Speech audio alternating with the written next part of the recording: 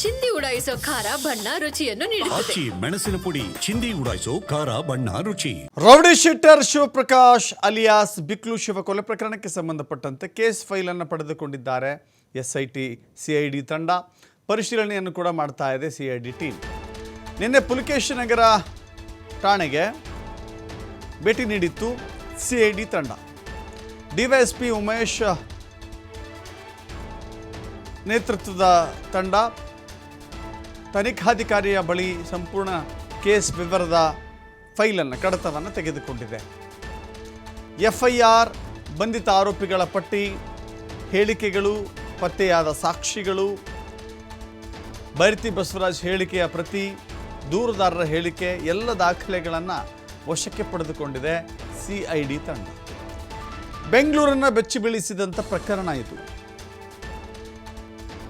ಜಮೀನಿನ ವ್ಯಾಜ್ಯಕ್ಕೆ ಸಂಬಂಧಪಟ್ಟಂತೆ ಒಬ್ಬ ರೌಡಿ ಶೀಟರ್ ಬಿಕ್ಲು ಶಿವ ಕೊಲೆಯಾಗಿದ್ದಾನೆ. ಮತ್ತೊಬ್ಬ ಮಾಜಿ ರೌಡಿ ಶೀಟರ್ ಜಗ್ಗಿ ಅಲಿಯಾಸ್ ಜಗದೀಶ್ ಕೊಲೆ ಮಾಡಿದ್ದಾನೆ. ಜಗ್ಗ ಅಲಿಯಾಸ್ ಜಗದೀಶ್ ಈಗ ಅವನು ಕಣ್ಮರೆಯಾಗಿದ್ದಾನೆ, ನಾಪತ್ತೆಯಾಗಿದ್ದಾನೆ. ಇದು ಬಹಳ ದೊಡ್ಡ ವ್ಯಾಪ್ತಿಗೆ ಹೋಗುವ ಕಾರಣಕ್ಕಾಗಿಯೇ ಇದನ್ನು ಸರ್ಕಾರ ಸಿಐಡಿಗೆ ವಹಿಸಿ ಆದೇಶವನ್ನು ಮಾಡಿತ್ತು. ಈಗ ಸಿಐಡಿ ತಂಡ ತನಿಖೆಯ ಪ್ರಗತಿಯನ್ನು ಆರಂಭ ಮಾಡಿದೆ. ತನಿಖೆಯನ್ನು ಆರಂಭ ಮಾಡಲಿಕ್ಕೆ ಮುಂದಾಗ್ತಾ ಇದೆ. ಈ ವೇಳೆ ಪೊಲೀಸರಿಂದ ಎಲ್ಲ ವಿವರವನ್ನು ತೆಗೆದುಕೊಂಡಿದೆ. ಡಿಎಸ್ಪಿ ಉಮೇಶ್ ನೇತೃತ್ವದ ತಂಡ ತನಿಖೆಗೆ ಮುಂದಾಗ್ತಾ ಇದೆ.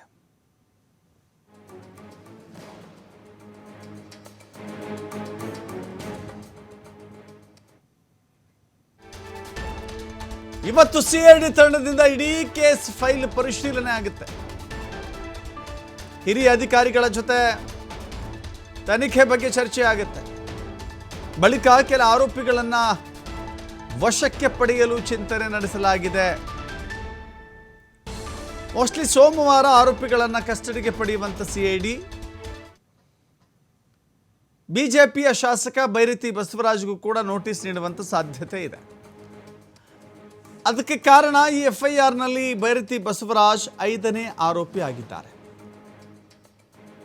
5ನೇ ಆರೋಪಿಯಾಗಿದ್ದಾರೆ ಬೈರತಿ ಬಸವರಾಜ್. ಈಗಾಗಲೇ 2 ಬಾರಿ ಭಾರತೀನಗರ ಪೊಲೀಸ್ ಠಾಣೆಗೆ ಹಾಜರಾಗಿ ಎಲ್ಲ ವಿವರಗಳನ್ನು ವಿವರಿಸಿದ್ದಾರೆ. ತನಿಖಾಧಿಕಾರಿಗಳು ಕೇಳಿದಂಥ ಪ್ರಶ್ನೆಗಳಿಗೆ ಬೈರತಿ ಬಸವರಾಜ್ ಉತ್ತರ ಕೊಟ್ಟಿದ್ದಾರೆ. ನನಗೂ ಅದಕ್ಕೂ ಸಂಬಂಧ ಇಲ್ಲ, ನನಗೆ ಶಿವಪ್ರಕಾಶ್ ಯಾರೂ ಗೊತ್ತಿಲ್ಲ, ಜಗ್ಗ ಜಗದೀಶ್ ಯಾರೂ ಗೊತ್ತಿಲ್ಲ, ನನಗೆ ಈ ಹಿಂದೆ ಕಂಪ್ಲೇಂಟ್ ಆಗಿರೋ ಬಗ್ಗೆಯೂ ಕೂಡ ಪೊಲೀಸರ ಗಮನಕ್ಕೆ ತಂದಿಲ್ಲ. ಒಬ್ಬ ಶಾಸಕ ಅಂದ ಮೇಲೆ ಅನೇಕರು ನನ್ನ ಜೊತೆ ಫೋಟೋ ಎಳಿತಾರೆ, ಅದಕ್ಕೂ ನನಗೂ ಸಂಬಂಧ ಇಲ್ಲ ಅನ್ನೋ ವಿವರಣೆಯನ್ನು ಕೊಟ್ಟಿದ್ದಾರೆ. ಅದು ಪೊಲೀಸರಿಗೆ ಕೊಟ್ಟಿರುವಂಥ ವಿವರಣೆ. ಇದೀಗ ಸಿಐಡಿ ತಂಡಕ್ಕೂ ಕೂಡ ಹಾಜರಾಗಿ ವಿಚಾರಣೆಯನ್ನು ಎದುರಿಸಬೇಕಾದಂಥ ಸಂದರ್ಭ ಒದಗಿ ಬರುತ್ತೆ. ಮತ್ತಷ್ಟು ಮಾಹಿತಿ ನಮ್ಮ ಪ್ರತಿನಿಧಿ ಸಂತೋಷ್ ನೀಡ್ತಾರೆ. ಸಂತೋಷ, ಗಮನಿಸ್ತಾ ಇದ್ವಿ ಇಲ್ಲಿಯವರೆಗೂ ಪೊಲೀಸರು ತನಿಖೆಯನ್ನು ಮಾಡ್ತಾ ಇದ್ರು. ಇದೀಗ ಸಿಐಡಿ ತಂಡ ಅಧಿಕೃತವಾಗಿ ಅದನ್ನು ಕೇಸ್ ಫೈಲ್ ತೆಗೆದುಕೊಂಡಿದೆ, ಪ್ರಗತಿಯನ್ನು ಮಾಡ್ತಾ ಇದೆ. ಇದು ಮತ್ತಷ್ಟು ಆಳಕ್ಕೆ ವ್ಯಾಪ್ತಿಗೆ ಹೋಗುವಂತ ಸಾಧ್ಯತೆಗಳೇ ಕಾಣಿಸ್ತಾ ಇದೆ. ಸಂತೋಷ್, ಏನೀಗಾಗ್ಲೇ ಬಿಕ್ಲು ಶಿವ ಪ್ರಕರಣಕ್ಕೆ ಸಂಬಂಧಪಟ್ಟ ಹಾಗೆ ಭಾರತೀನಗರ ಪೊಲೀಸರು ಪ್ರಕರಣದ ತನಿಖೆಯನ್ನು ನಡೆಸ್ತಾ ಇದ್ರು. ಸದ್ಯ ಅದನ್ನ ಸಿಐಡಿ ಅಧಿಕಾರಿಗಳಿಗೆ ಪ್ರಕರಣವನ್ನು ಹಸ್ತಾಂತರವನ್ನು ಮಾಡಿ ಆದೇಶವನ್ನು ಮಾಡಿದ್ರು. ಅದರ ಬೆನ್ನಲ್ಲೇ ಇದೀಗ ಸಿಐಡಿ ಅಧಿಕಾರಿಗಳು ಎಲ್ಲಾ ಫೈಲ್ಗಳನ್ನ ತಮ್ಮ ವಶಕ್ಕೆ ತೆಗೆದುಕೊಂಡು ಪರಿಶೀಲನೆ ನಡೆಸ್ತಾ ಇರುವಂತದ್ದು. ಜೊತೆಗೆ ಈಗಾಗಲೇ ಸುಮಾರು 14ರಿಂದ 15 ಜನ ಆರೋಪಿಗಳ ಬಂಧನ ಆಗಿದೆ ಈ ಪ್ರಕರಣಕ್ಕೆ ಸಂಬಂಧಪಟ್ಟ ಹಾಗೆ. ಸೊ ಆರೋಪಿಗಳಲ್ಲಿ ಕೆಲವರನ್ನ ವಶಕ್ಕೆ ಪಡೆದು ಹೆಚ್ಚಿನ ವಿಚಾರಣೆ ಮಾಡ್ಲಿಕ್ಕೆ ಸಿಐಡಿ ಅಧಿಕಾರಿಗಳು ಕೂಡ ಪ್ಲಾನ್ ಮಾಡ್ಕೊಂಡಿದ್ದಾರೆ. ಅದಷ್ಟೇ ಅಲ್ಲದೆ ಬೈರತಿ ಬಸವರಾಜ್ನ ಈಗಾಗಲೇ ವಿಚಾರಣೆಯನ್ನ ಮಾಡಿರುವಂತದ್ದು. ಮತ್ತೆ ಅವ್ರನ್ನ ವಿಚಾರಣೆಯನ್ನ ಮಾಡ್ಲಿಕ್ಕೆ ಏನು ಎಲ್ಲಾ ಸಿದ್ಧತೆಗಳನ್ನು ಕೂಡ ಅಂದ್ರೆ ಇಡೀ ಪ್ರಕರಣದ ತೀವ್ರತೆಯನ್ನು ನೋಡಿ ಹಿರಿಯ ಅಧಿಕಾರಿಗಳು ಸಿಐಡಿಗೆ ವಿಚಾರಣೆಯನ್ನ ಹಸ್ತಾಂತರ ಮಾಡಿದ್ರು. ಇದರ ಬೆನ್ನಲ್ಲೇ ಸಿಐಡಿ ಅಧಿಕಾರಿಗಳು ಕೂಡ ಆಕ್ಟಿವ್ ಆಗಿರುವಂತದ್ದು.